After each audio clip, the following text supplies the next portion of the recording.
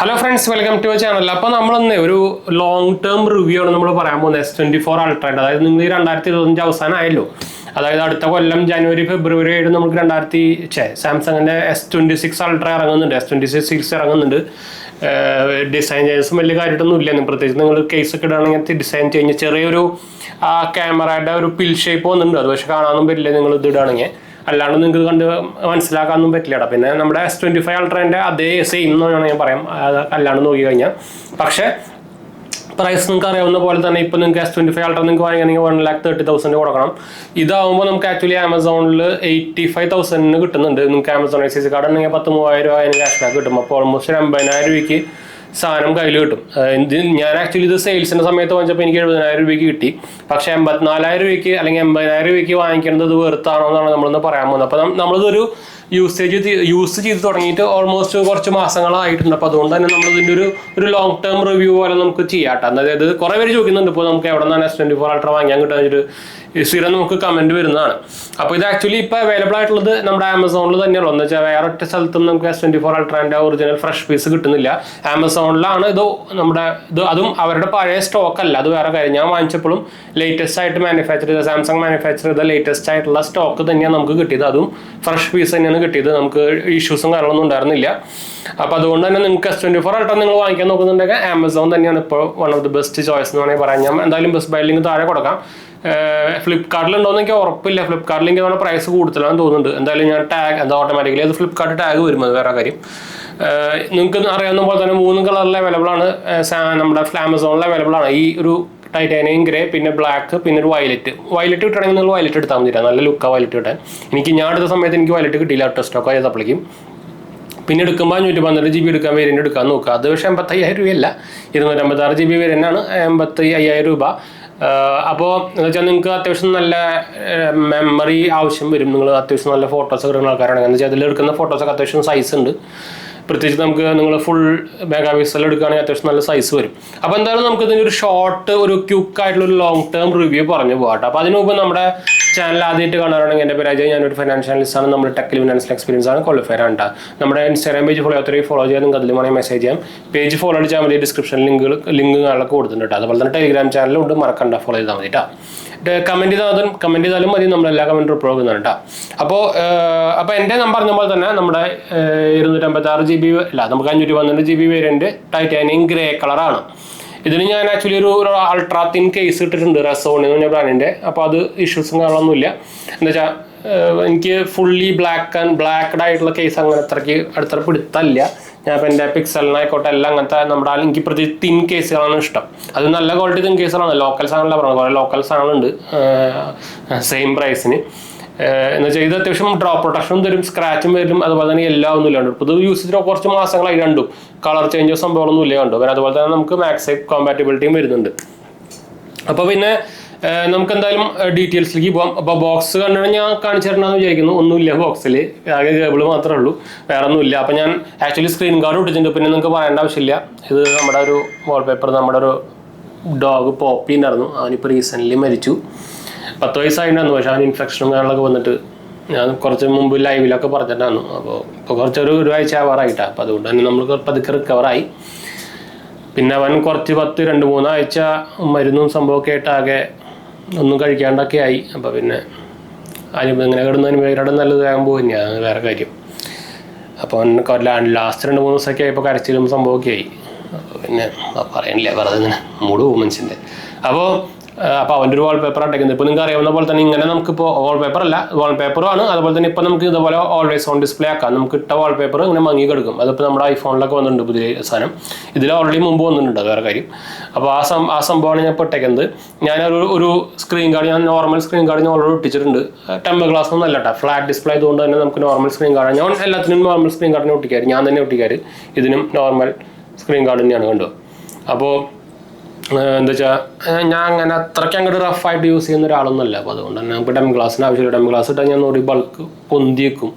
അപ്പോൾ അത് നമുക്ക് വേണ്ട ആവശ്യം. അപ്പോൾ ഞാൻ ഇതാണ് ഉപയോഗിക്കാറ്. അപ്പോൾ ഇങ്ങനത്തെ സ്ക്രീൻ ഗാർഡിനാണെങ്കിലും നമുക്ക് അത് അൾട്രാസോണിക് ഫിംഗർ പ്രിൻ്റ് ആയതുകൊണ്ട് തന്നെ ടെമ്പർ ഗ്ലാസ് ഒട്ടിക്കുമ്പോൾ എല്ലാത്തിനും ഒരു ഇഷ്യൂസ് വരാറുണ്ട്. ഇപ്പോൾ ഇത് നോർമൽ ആയതുകൊണ്ട് തന്നെ അങ്ങനെ ഇഷ്യൂസോ കാര്യങ്ങളൊന്നും ഇല്ല കണ്ടു.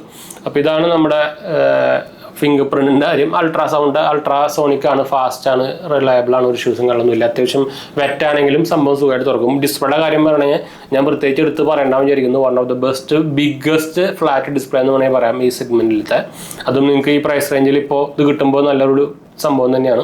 പിന്നെ നമുക്ക് S Penന്റെ കാര്യം പറയാണ്ടിരിക്കാൻ വയ്യ. നമുക്കിതിൽ ഇപ്പോഴും ബ്ലൂടൂത്ത് ഫീച്ചർ വരുന്നുണ്ട്. S25 സീരീസ് എനിക്ക് ഇഷ്ടപ്പെടാൻ അത് കാരണമാണ്. S25 അൾട്ര എന്തായാലും S26 അത് ഉണ്ടാവില്ല. പക്ഷേ ഇതിൽ നമുക്ക് ബ്ലൂടൂത്ത് ഫീച്ചർ നമുക്ക് അത്യാവശ്യം ഫോട്ടോ എടുക്കാനൊക്കെ ഉപയോഗിക്കാൻ പറ്റും. അതൊരു നിങ്ങൾ ഉപയോഗിക്കുന്നുണ്ടെങ്കിൽ നല്ലതാണ്. ഇപ്പം ഞാൻ S Pen അത്യാവശ്യം നല്ല ഉപയോഗിക്കുന്നതാണ്. നമ്മൾ ബിസിനസ് യൂസിനും അതുപോലെ തന്നെ സൈൻ ചെയ്യാനൊക്കെ അത്യാവശ്യം ഉപയോഗിക്കുന്നതാണ്.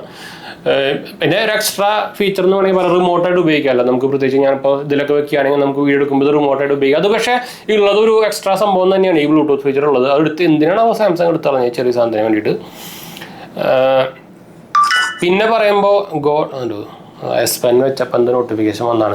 അപ്പോൾ ഇതിൽ നമുക്ക് ലേറ്റസ്റ്റ് ആയിട്ട് പുതിയ അപ്ഡേറ്റ്സും കാര്യങ്ങളൊക്കെ വന്നിട്ടുണ്ടായിരുന്നു. 1 UI 8 അപ്ഡേറ്റ് വന്നിട്ടുണ്ടായിരുന്നു. അതിനുശേഷം നമുക്ക് നവംബറിന്റെ സെക്യൂരിറ്റി ബാച്ച് അപ്ഡേറ്റ് വന്നിട്ടുണ്ടായിരുന്നു. അപ്പോൾ ബാറ്ററി ബാക്കപ്പിന്റെ കാര്യം പറയുകയാണെങ്കിൽ നമുക്ക് ഓൾമോസ്റ്റ് ഒരു 7 to 8 hours screen on time ആണ് കിട്ടുന്നത്. ഫാസ്റ്റ് ചാർജിങ് 45 വാട്ടിന്റെ ഫാസ്റ്റ് ചാർജിങ് ആണ് വരുന്നത്. ഞാൻ സാംസങ്ങിന്റെ ഒഫീഷ്യൽ 45 വാട്ടിന്റെ ഫാസ്റ്റ് ചാർജറാണ് ഉപയോഗിക്കുന്നത്. അത്യാവശ്യം ഹീറ്റിംഗ് ഇഷ്യൂ സംഭവമൊന്നും ഇല്ല കേട്ടോ. അത് നോക്കുക വേണ്ട. ഞാൻ ഇതുവരെയായിട്ട് ഇത്രയും കാലമായിട്ട് ഹീറ്റിംഗ് ഇഷ്യൂ ഞാൻ ഫേസ് ചെയ്തിട്ടില്ല. പറയുമ്പോൾ ഇത് ഈ അൾട്രാത്തിൻ കേസാണ്. അപ്പോൾ ഇതിൽ പോലും നമുക്ക് ഹീറ്റിംഗ് ഇഷ്യൂ ഫേസ് ചെയ്തിട്ടില്ല. എന്ന് വെച്ചാൽ ഇങ്ങനത്തെ കേസ് ആകുമ്പോൾ നമുക്ക് ഹീറ്റ് ആവാനുള്ള ചാൻസ് കൊടുത്തില്ല. അപ്പോൾ അവർ നമ്മുടെ എന്താ പറയുക ഹീറ്റ് ഡിസിപ്പേഷൻ ചെയ്യുമ്പോഴൊക്കെ അത്യാവശ്യം S25 അൾട്രയിൽ ഒന്നുകൂടി വലുതാക്കിയിട്ടുണ്ട്. ഇതിലും ഇഷ്യൂസ് ഒന്നും ഇല്ല കേട്ടോ. അപ്പോൾ മറ്റേലും എന്തായാലും ഇഷ്യൂ ഒന്നും ഉണ്ടാകാൻ സാധ്യതയില്ല. പിന്നെ നമുക്ക് വരുന്നത് UI എക്സ്പീരിയൻസ് ആണ്. അത് എടുത്ത് പറയേണ്ട കാര്യം തന്നെയാണ്. ആൻഡ്രോയിഡിൽ one of the best UI experience എന്ന് വേണമെങ്കിൽ പറയാം. 1 UI 8 ആണ്. ഒരു ഇഷ്യൂസും ഇല്ല, ലാഗും ഇല്ല, ബഗ്ഗും ഇല്ല, ഒന്നുമില്ല. അത് കണ്ടുപിടിക്കേണ്ട ഒരു സാധനം തന്നെയാണ് 1 UIനെ. പ്രത്യേകിച്ച് ആപ്പിൾ ഇപ്പോൾ iOS 26 ഇറങ്ങി എന്തുമാര് കാണിക്കണം. ഇതിനിടെ അത് വല്ല കൂതറ ചൈനീസ് ബ്രാൻഡുകൾ ലോക്കൽ നമ്മൾ പണ്ട് പറയാറില്ലേ ഇത് ചൈനീസ് ആയിരിക്കും, ചിലപ്പോൾ 1 മാസം 6 മാസം നിൽക്കുള്ളൂ എന്നൊക്കെ പറയണം. അങ്ങനത്തെ ക്വാളിറ്റിയിൽ ഇറങ്ങുന്ന സംഭവമാണ്. അതേപോലെയാണ് ഇപ്പോഴത്തെ ആപ്പിളിൻ്റെ OS അപ്ഡേറ്റ്സുകൾ വരുന്നത്. 18 തൊട്ട് തുടങ്ങിയതാണ്. ഇപ്പം അതിനായിട്ട് അക്രമമായ 26 അപ്ഡേറ്റിൽ വൻ ബഗ്ഗുകളുടെ പൂരങ്ങളാണ്. ഞാൻ 18 ഇൻസ്റ്റാൾ ചെയ്തതിന് ശേഷമാണ് ഐഫോൺ നിർത്തിയത്. വേറെ കാര്യം എന്താ വെച്ചാൽ ബാങ്ക് ആപ്പുകളൊന്നും മര്യാദയ്ക്ക് വർക്ക് ചെയ്യുന്നില്ല. പിന്നെ എന്ത് വാങ്ങിക്കൊണ്ട് ഇതിനുണ്ട് കാര്യം. ഒന്നാമത് എനിക്ക് iOS വലിയ പഠിത്തമൊന്നുമില്ല. പിന്നെ അതോടെ നിർത്തി. ആദ്യം സെക്കൻഡറിയിലേക്ക് മാറ്റി, പിന്നെ അത് ഒഴിവാക്കി.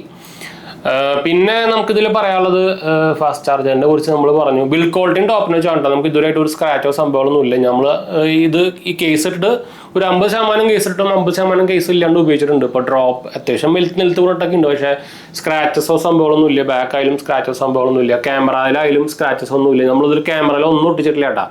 അപ്പോൾ സ്ക്രാച്ചസ് സംഭവങ്ങളൊന്നും ഇല്ല. ഒന്നും ഒട്ടിക്കാണ്ടിരിക്കുകയായിരിക്കും നല്ലത്. സ്ക്രാച്ചസ് ഒറ്റ സ്ക്രാച്ചസ് ഒന്നും ഇല്ല എന്ന് വേണമെങ്കിൽ പറയാം. അപ്പോൾ നല്ല ബിൽഡ് ക്വാളിറ്റി തന്നെയാണ്.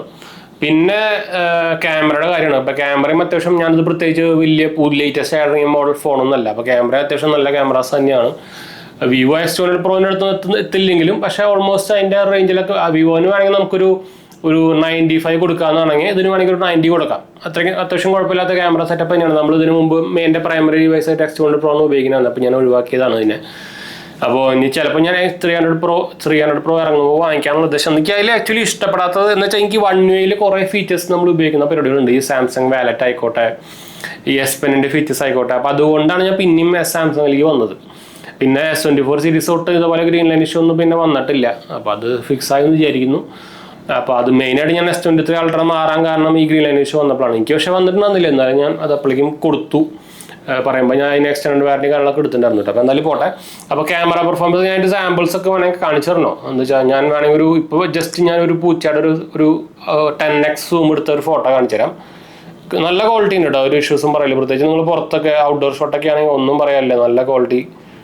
ഇതൊരു 10x സൂം ഫോട്ടോ ആണ്. ഞാൻ അതിൻ്റെ ബ്രൈറ്റ്നസ് ഒന്ന് ഓർക്കാം. ഇതിൻ്റെ ക്വാളിറ്റി നിങ്ങൾ കണ്ടു 10x സൂം ഫോട്ടോ ആണ്. ഞാൻ ബ്രൈറ്റ്നസ് ഓട്ടോ ബ്രൈറ്റ്നസ് ഒന്ന് ഓഫ് ചെയ്യട്ടെ. നോക്കി നിങ്ങൾ കണ്ടോ 10x സൂമിലും നിങ്ങൾ സൂം ചെയ്തെടുക്കുമ്പോൾ നല്ല ക്വാളിറ്റി വരുന്നുണ്ട്. സിംഹത്തിൻ്റെ പോലെ ഇല്ല, ടൈഗറിൻ്റെ പോലെ. ഇത് 10x സൂമിൽ എടുത്തതായിരുന്നു. അപ്പോൾ അത്യാവശ്യം നല്ല ഫോട്ടോ ക്വാളിറ്റി ഉണ്ട്.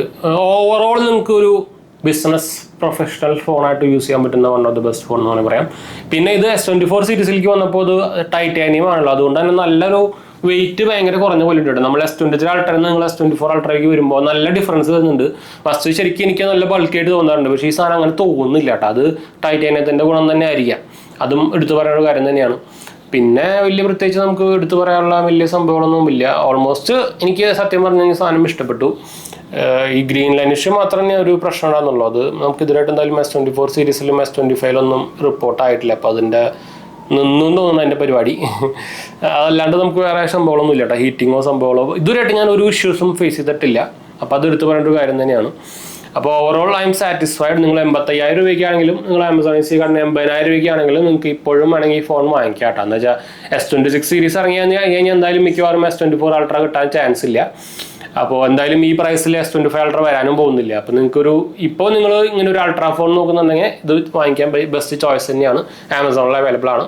ഞാൻ വേണമെങ്കിൽ ബെസ്റ്റ് ബൈ ലിങ്ക് താഴെ കൊടുക്കാം കേട്ടോ.